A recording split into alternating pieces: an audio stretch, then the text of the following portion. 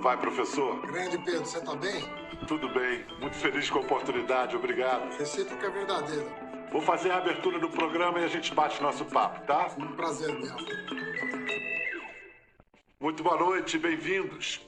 Olha, ele poderia ter se contentado em ser um respeitado professor de ciência política e ficar observando as paixões político-partidárias à distância segura de um campus universitário. Ou poderia ter dado a loja de tecidos do pai, na rua 25 de Março, coração do comércio popular paulistano.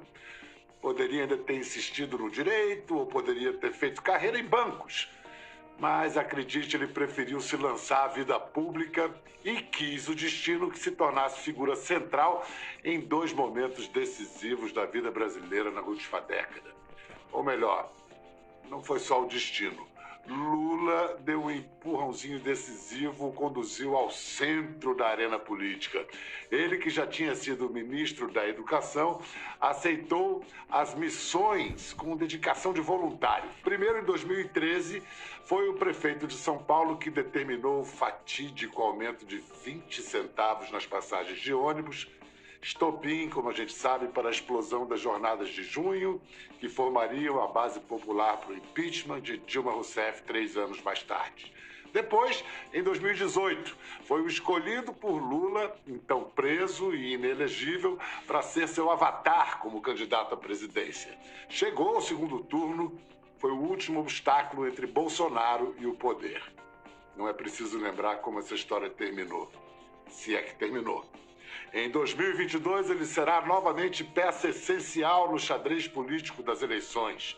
Seu nome é esperado para a disputa do governo de São Paulo, mas especula-se também que, caso Lula volte à presidência, ele seja seu ministro da Economia.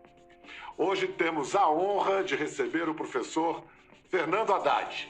Muito boa noite, Pedro. Como vai você? Tudo bem? Salam aleikum, Habib. Kifak. Mabsut. Descarala. Você fala bem o árabe? Não. Dá uma arranhada? Não arranho. Não arranho. Os libaneses, os sírio-libaneses nem sempre ensinaram... Porque tem que aprender de criança, né? Você tem que aprender praticamente língua materna, né? Mas não havia o hábito de, na maioria das famílias que eu conheço, de ensinar o árabe. O libanês quer se diluir na comunidade que ele escolheu para criar sua família. O libanês tem um caráter internacionalista e o Brasil também tem essa coisa de que os imigrados vêm e na primeira geração já se aculturam, né? A cultura brasileira tem isso que é muito impressionante. É verdade. Você pode ser tratado como prefeito, ministro, são títulos vitalícios, mas pode ser também chamado de professor. Qual que você prefere? De título, professor, porque é minha profissão. Mas você pode ficar à vontade para me chamar de Fernando ou de Haddad, como você preferir. Sinta-se à vontade. Eu acho bonito o título de professor. Vou ficar alternando. Aliás, nós tínhamos... primeiro, eu sugeri um horário que era num dia em que você dá aulas. Então, quando voltarem as aulas presenciais, se tudo correr bem no ano que vem, você vai estar de licença, né? Ano que vem, bem provável, né? Olha, Pedro, eu estou... Como você salientou no início do programa, né? Eu sou uma pessoa que tem uma profissão, que ama a sua profissão, mas eu sempre estive disponível para um projeto político de transformação do Brasil. Acho que o Brasil tem muito chão pela frente, tem muito trabalho para ser feito. Eu acho que no Ministério da Educação eu deixei um legado importante, reconhecido pela população em todas as pesquisas de opinião.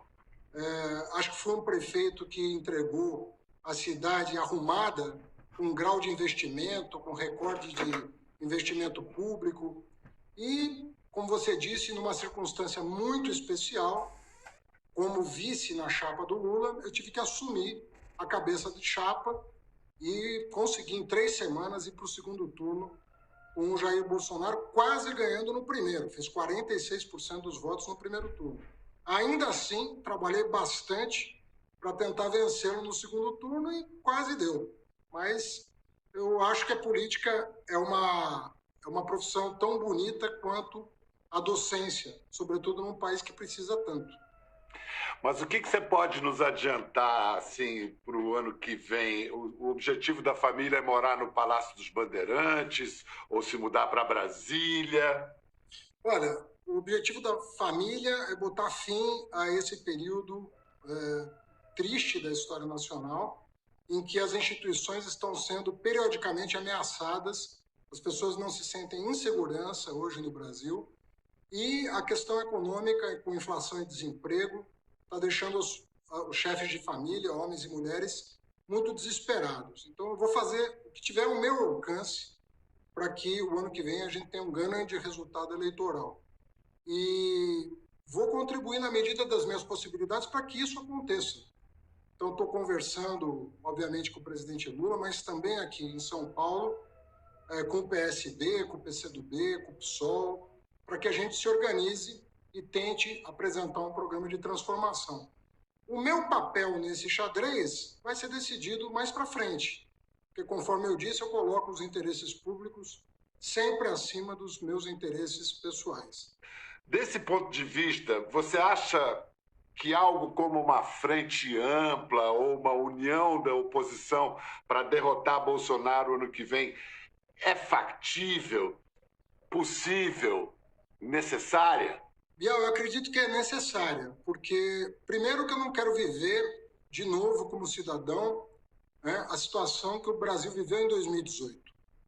Se não for possível uma aglutinação de forças no primeiro turno, que é sempre mais difícil, porque há pretensões legítimas, né, de outros candidatos, mas eu penso que as arestas têm que estar aparadas para o segundo turno ter um desfecho diferente de 2018. Alguns setores da oposição afirmam que seria um gesto de grandeza o PT, leia-se Lula, se de fato sair candidato, seria um gesto de grandeza sair como vice de uma chapa composta. Outra vez, factível, possível, necessário? Olha, é muito difícil pedir para quem hoje está quase ganhando no primeiro turno, né, nas pesquisas eleitorais, e depois de ter vivido, né, sobretudo as injustiças que foram cometidas contra ele, acho muito difícil que o PT não insista na candidatura do Lula. Agora, ele próprio congelou essa discussão dentro do PT. Ele acha que o momento agora é de discutir desemprego, inflação e vacina, e deixou essa decisão mais para frente. Mas está tendo muita conversa, né? Está tendo muita conversa com partidos do campo progressista, mas também com partidos do chamado centro, não centrão, não confundamos centro com centrão, mas do centro do espectro ideológico. Eu imagino que nós possamos ter a felicidade de ter uma chapa ampla, já no primeiro turno, uma unidade democrática contra o que me parece um mal maior, que é a permanência desse projeto que tanto ameaça os brasileiros. Professor, deixa eu lembrar aqui ao público que a ascensão de Fernando Haddad no PT foi muito rápida. Foram apenas 4 anos entre ser convidado para ser chefe do gabinete da Secretaria de Finanças de São Paulo e chegar a Brasília como ministro da Educação. Aí, depois de 7 anos no Ministério, foi escolhido por Lula para ser o candidato do PT à Prefeitura de São Paulo. Queria recapitular. Na prefeitura, a lua de mel entre o prefeito Haddad e os paulistanos durou muito pouco por causa da briga, por causa de 20 centavos no aumento das passagens de ônibus. No artigo que você escreveu para Piauí, Fernando, para a revista Piauí, você contou que meses antes da crise, numa reunião com a presidente Dilma Rousseff e membros do governo, você propôs trocar o aumento das passagens de ônibus por um aumento da gasolina. E você escreve: as reuniões com Dilma têm sempre uma carga elétrica no ar. O ambiente nunca é relaxado. E aquele dia foi se tornando mais tenso à medida que o debate transcorria. E aí você descreve a reação de Dilma como insensível e inflexível. Inflexibilidade e insensibilidade são características da Dilma? Naquele momento, qual que era a proposta que eu tinha feito para o governo antes daquela reunião? Né? A de municipalizar uma contribuição chamada CID. A CID, para quem não sabe, é uma contribuição que incide sobre o preço justamente da gasolina. E o que eu defendia é de que se os prefeitos tivessem acesso à CID, eles não só não precisariam aumentar mais a passagem de ônibus, como eventualmente nós poderíamos reduzir a passagem de ônibus. E eu demonstrava, Bial, por um estudo da Fundação Getúlio Vargas, que o impacto dessa medida seria deflacionário. Quando você apresentava essa proposta, então, é porque você já previa uma possível reação, não uma reação da dimensão que houve, mas você queria evitar o aumento da passagem. Sim, todo prefeito quer, não é? Isso não é atribuição, porque é um momento, e menos ainda você dá um aumento da passagem no meio do ano. Agora, uma coisa que eu reconheço, e quero fazê-lo publicamente, é que a Dilma pediu para adiar o aumento da passagem porque ela queria e fez desonerar os transportes públicos de impostos. Essa foi a contrapartida dela. Isso nos permitiu aos prefeitos do país, ao invés de aumentar a passagem em 17%, que era a inflação acumulada, aumentar em 6%. Então, houve um ganho para a população. Mas da maneira como foi organizado, adiando para o meio do ano, de maneira, né, na minha opinião, pouco previdente, gerou aquela comoção. Mas aquela comoção, na minha opinião, Biel, não tinha a ver exclusivamente com isso. Tanto é verdade que foi estupim, mas que durou em uma semana, quando foi eu e o governador Alckmin reduzimos a passagem para renegociar, né, com os manifestantes, aquela onda de manifestações não parou, com outras pautas, com outras demandas. Então, eu acho que aquilo foi um estupim, evidentemente, não tem como negar, mas eu acho que havia também outros assuntos que uma parte da sociedade brasileira queria debater, né? E foi para a rua para pautar uma outra agenda. Professor, eu queria voltar a 2018, mais especificamente a abril de 2018. Nesse programa, no Conversa, Delfim Neto e Ciro Gomes, os dois descreveram o encontro que tiveram com você em abril de 18. E, segundo eles, Lula, que estava preso já na ocasião, organizou uma chapa com Ciro na cabeça e você como vice. Depois, Lula voltou atrás, traindo Ciro, facilitando a vitória de Bolsonaro. Essa é a versão de Delfim, Ciro, corroborada pelo Mário Sérgio Conte, que estava presente. Você confirma essa versão desse encontro? Não, esse encontro houve, mas qual foi a proposta que eu fiz, inclusive, em caráter pessoal, para o Mangabeira Unger, aqui onde eu estou, na minha casa.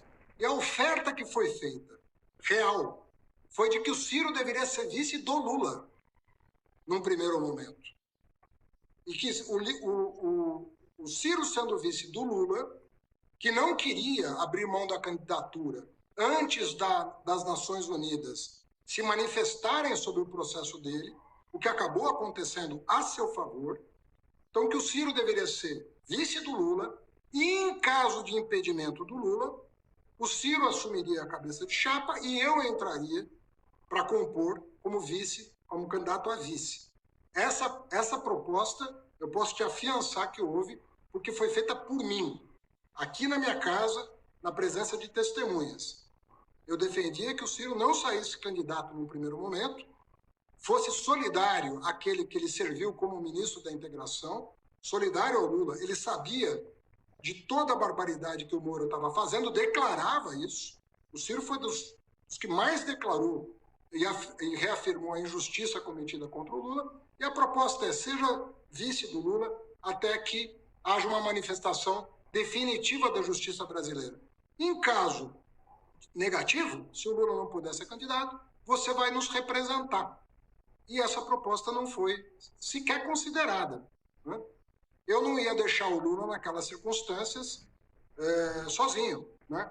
Fui ministro do Lula, fui candidato a prefeito vitorioso em 2012 com apoio do Lula. Eu não ia deixar o Lula sozinho de jeito nenhum naquela situação. O Lula acabou que só desistiu de ser candidato um mês antes do primeiro turno, quando ele foi declarado inelegível pelo TSE, que era uma decisão previsível. Mas, enfim, você teve, como você disse, 3 semanas, menos de 30 dias de campanha. Chegou a colar uma máscara do Lula, colou a sua imagem do Lula, usou até uma máscara dele. Você Para muitos analistas, essa estratégia beneficiou o Bolsonaro, insuflando o antipetismo. Você foi para o tudo ou nada? Você faz uma autocrítica quanto a isso? Bial, deixa eu te explicar como eu penso a política, sabe? Eu acho que política você faz com reciprocidade, né?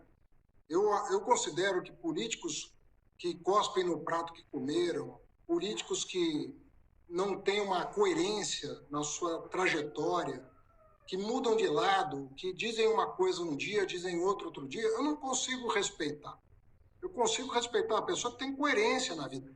Isso não significa não poder mudar de opinião. Você pode mudar de opinião, desde que você explique por que está mudando de opinião.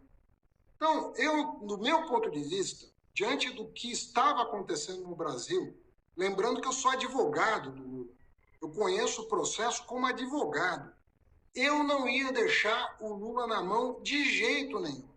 De jeito nenhum. Se o Ciro quer me ofender no teu programa por causa disso, problema dele. Eu não vou me rebaixar ao nível dele para retrucar o que ele está falando a meu respeito. Eu não ia deixar o Lula na mão, ponto. Eu não ia deixar minha consciência de lado diante de uma crise nacional, né, para fazer graça com a eleição. Eu era o candidato do Lula, eu não tinha por que negar isso. Eu só fui candidato a vice-presidente porque ele me escolheu para vice, assumi a chapa porque ele foi impedido e não ia ficar com graça tentando passar para a população uma mentira. Ah, por que você não se desconectou do Lula? Porque eu não quis me desconectar do Lula no momento mais difícil da vida dele. Não faria isso por nada. Não farei isso por nada. Se ele me decepcionar um dia, aí pode ser que eu venha fazer. Mas não em relação ao que estava acontecendo naquele momento, que era uma enorme injustiça. Você não se desconectou do Lula e também não se desconectou do ônus que o PT representava naquele momento e que acabou sendo verbalizado por um aliado de grande força simbólica. Eu quero lembrar aqui o discurso do Mano Brown no seu último comício. Ele atualizou todas as definições de botar água no chope. Vamos assistir de novo, vamos ver. Eu não gosto do clima de festa. Não gosto, acho que a cegueira que atinge lá, atinge nós também. Isso é perigoso. Não está tendo motivo para comemorar. Tem, sei lá, quase 30 milhões de votos para alcançar aí. Não temos nem expectativa nenhuma para alcançar, para diminuir essa margem. Não estou pessimista, sou realista. Eu estou vendo... Eu não consigo acreditar que pessoas que me tratavam com tanto carinho, pessoas que me respeitavam, me amavam, que me serviam café de manhã, que lavava meu carro, que atendia meu filho no hospital, se transformaram em monstros. Eu não posso acreditar nisso. Eu não posso acreditar que essas pessoas são tão más assim. Deixou de entender o povão, já era. Se nós somos o Partido dos Trabalhadores, o Partido do Povo tem que entender o que o povo quer. Se não sabe, volta pra base e vai procurar saber. E a minha ideia é essa, fechou. Difícil subestimar o impacto dessas palavras do Mano. Eu fico imaginando você ali naquela situação, como é que... O que passou na sua cabeça ouvindo aquelas palavras, naquele momento, daquele aliado? Olha, basta ver a continuidade do vídeo, porque eu falo logo em seguida ao Mano Brown, né? E eu falo exatamente o que vai no meu coração. Eu queria também falar para vocês o seguinte: eu compreendo, eu entendo, eu respeito o que disse aqui o Mano Brown. Respeito muito. Primeiro porque ele veio aqui. Ter vindo aqui tem um significado muito importante.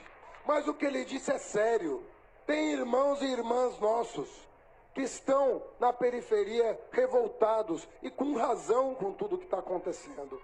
Com razão. Nós precisamos dar razão às pessoas para conquistar as pessoas. Eu não fiquei nem um pouco preocupado com a fala do Mano Brown, porque eu conheço o Mano Brown. O Mano Brown é desse jeito aí. Ele fala o que vem na cabeça, ele tem uma conexão diferente com a periferia. Eu acho que houve um equívoco de imaginar que faltava 30 milhões de votos para eu ganhar a eleição. Faltava 5. Com 5 milhões a mais, a gente tinha virado aquela eleição. Tem gente que diz, inclusive, que se tivesse mais 2 semanas de campanha, era capaz da gente ter virado aquela eleição. Não sei se é verdade. Eu acho que o Brasil estava num momento muito difícil e talvez fosse complexo demais reverter tanto voto num momento de comoção. Mas o fato é que nós levamos, na minha opinião, um genocida à presidência da República, completamente despreparado, que coloca as instituições democráticas em risco, que ofende o país a cada quinta-feira nas suas fatídicas lives. E eu acho que, enfim, houve um contrato com o caos que foi entregue no meio ambiente, na saúde, na educação, na cultura, na ciência e tecnologia. E eu confesso a você, Biel, que eu não sei, candidato tem muito... Para você ser candidato, você precisa ser otimista. E você não pode descansar. Eu, no lugar dele, não teria feito aquele discurso, porque eu queria que a gente fosse para cima para impedir aquela vitória. E eu, no que dependeu de mim, o meu suor, minhas lágrimas, foi no sentido de evitar essa tragédia que se abateu sobre o Brasil. Então, é óbvio que a perspectiva de quem está liderando um processo é diferente da perspectiva de uma pessoa que tem uma sensibilidade artística, que não escolheu não mudar da periferia. O Mano Brown continua morando na periferia, tem uma conexão diferente pela música. Agora, cada um com a sua tarefa histórica. Eu não podia vacilar. Eu não vacilei. Mas, Fernando, o alerta do Mano Brown não perdeu atualidade. Apesar de as pesquisas indicarem um grande favoritismo do PT e de uma candidatura Lula, ainda há pontos que o PT precisa refazer. Com o eleitor evangélico presente nas periferias, por exemplo, como reconquistar esse eleitor se, a pauta de costumes foi apropriada pelo bolsonarismo e o discurso identitário que o PT abriga beneficia o discurso extremado dos adversários? Como é que você vai reconquistar esse eleitor evangélico? Eu acho que a gente tem que explicar para as pessoas que o respeito à dignidade humana independe da questão religiosa. Sabe, eu não tenho... Bial, eu sou neto de padre católico ortodoxo. Não é que... Neto. Eu tenho um quadro do meu avô aqui em casa, pendurado na parede. Eu ando com uma foto do meu... Então... Mas vamos ressaltar que ele se tornou padre depois de viúvo. Exato. É que padre ortodoxo, até para conhecimento público, o padre da igreja ortodoxa não é celibatário. Ele pode constituir família. Agora, nunca usaria religião para fazer política. Mas você entende que o fenômeno do eleitorado evangélico não é um fenômeno puramente religioso, é de organização social, de prover uma organização de vida que o Estado não provém. Eu não acho que é isso que está pegando, sinceramente. Eu acho que o que está pegando é um tipo de discurso de intolerância que não cabe no Brasil. Sabe, o que a gente tem que explicar para as pessoas é o seguinte, olha, se a pessoa é de uma denominação religiosa de matriz afro, ela tem o direito de ter os seus valores. Se ela respeitar a sua fé, por que você não vai respeitar a dela? Outra questão, essa bastante explosiva, uma ponte essencial a ser refeita pelo PT com os militares. Você já declarou que os militares expuseram a sua reputação a serviço desse projeto de poder atual. O Lula rechaça a ideia de fazer uma carta aos militares, como foi a carta aos brasileiros em 2002. Como é que o PT pode vencer a resistência das Forças Armadas ao Lula se nem mesmo o ex-ministro Nelson Jobim está conseguindo transpor barreiras? Acho que a gente tem que separar duas questões. As Forças Armadas enquanto instituição, né, que essa existe para defender a soberania nacional e não para fazer política. Sabe? Militar da ativa tem que defender a nossa soberania. E ponto. Uma coisa é o Heleno querer apoiar o Bolsonaro.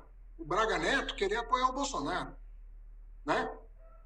Não sei se todos estão na reserva, mas deveriam estar. Parece que o general Ramos não está na reserva até hoje. Deveria estar, porque é incompatível com um militar da ativa o exercício de um cargo de confiança num governo. Eles têm todo o direito de apoiar quem eles quiserem. O que eles não podem é dizer o seguinte: se não tiver voto impresso, não vai ter eleição. Se o Supremo decidir desse jeito, fecha o Supremo. Isso não dá. Isso é coisa de republiqueta, de banana. Não dá para brincar com esse tipo de coisa. Então vamos separar o que é função de Estado do que é função de governo, né?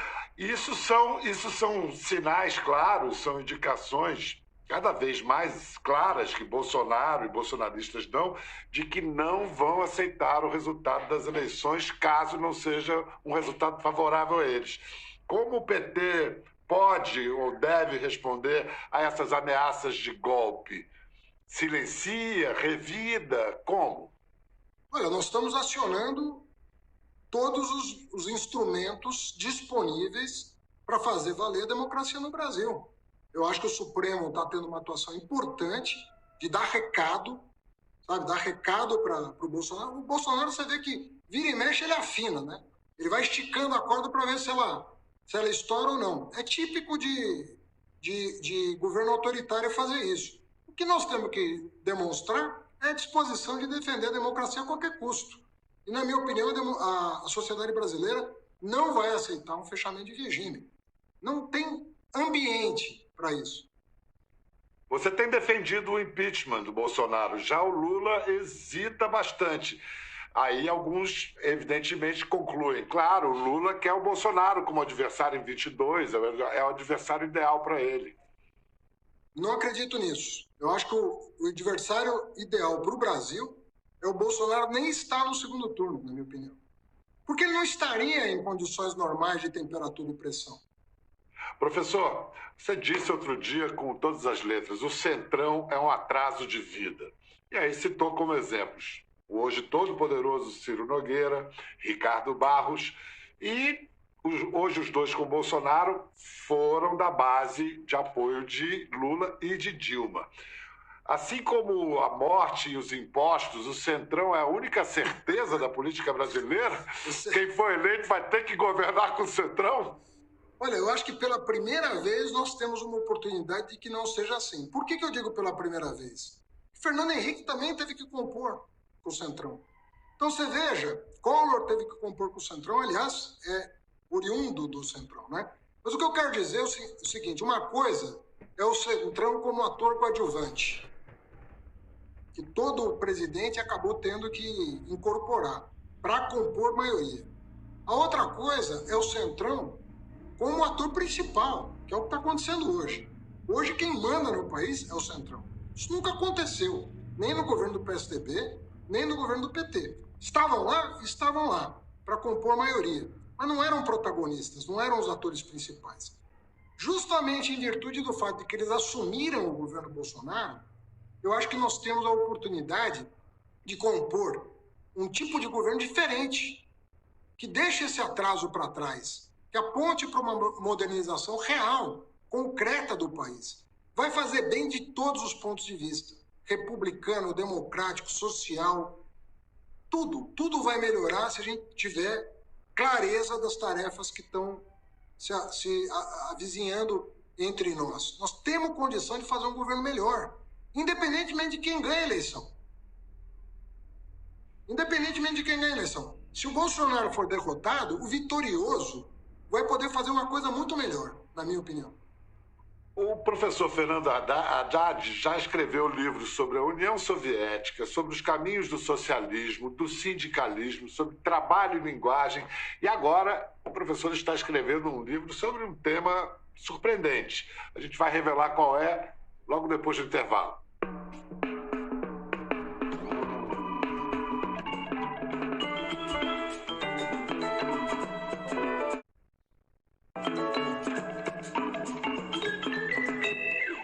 Estamos de volta com o ex-prefeito de São Paulo, ex-ministro da Educação, professor Fernando Haddad. Sei que você está escrevendo um livro novo que tem pouco a ver com política. Sobre o que será? É um tema meio complicado, viu, Rubial? Porque, na verdade, houve nos anos 30 do século passado uma evolução da biologia extraordinária, uma coisa chamada síntese moderna.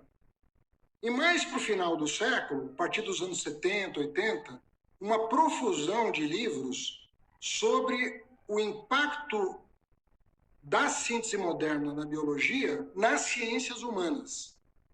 Então, muito livro sendo escrito sobre isso. Eu resolvi, e ao contrário, se modestamente do que você falou, muito a ver com política, porque são pessoas que estão escrevendo sobre biologia tentando influenciar decisões políticas a partir dessa visão. Eu fiquei preocupado com essa, vamos dizer assim, esse imperialismo da biologia sobre as ciências humanas e fui fuçar, fui estudar. E eu vi que tem uma literatura incrível, né, que entre biólogos, antropólogos e linguistas, dialogando sobre o futuro da humanidade, o futuro das sociedades, à luz dos conhecimentos acumulados por essas três disciplinas. No meu ponto de vista, é a tese que eu vou defender, à luz dos conhecimentos acumulados pela própria biologia, é tentar demonstrar que não é possível você reduzir o ser humano, a cultura humana, à genética. Existe hoje uma discussão filosófica entre eu citaria três linguistas importantes, o Chomsky, o Tomasello e o Searle, exatamente sobre o que significa a mente humana. A gente nasce como uma lousa em branco em que a cultura vai se desenhando, ou você já traz com você, no mínimo, alguns módulos que permitem você organizar o conhecimento. Não é só nature e nem nurture, né, como se fala em inglês, nem só natureza, nem só cultura, né? Temos aí, a gente já nasce com alguns programas prontos, né? Essa é a tese do Chomsky, que a gente já nasce com alguns módulos, né, como se a gente tivesse um hardware, assim, né, que organizasse para nós.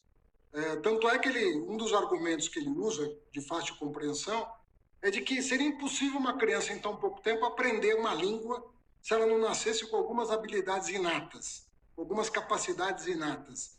E a discussão filosófica em torno disso é o que é esse inatismo e o que a cultura acrescenta ao ser humano. É muito fascinante e é um tema que dialoga diretamente com a política. É verdade. Professor, queria agradecer. Só lembrar você que o livro que eu escrevi sobre a União Soviética era para descrever a debacle do sistema soviético. Algumas pessoas leem o título e acham que aquilo podia ser um elogio. Na verdade, era uma crítica ao stalinismo. Sei bem, eu vi de perto aquela debacle ali. Professor, uma pergunta. Primeiro, eu quero agradecer a sua elegância e gentileza de sempre, mas eu queria fechar essa conversa e, quem sabe, abrindo portas para uma outra conversa.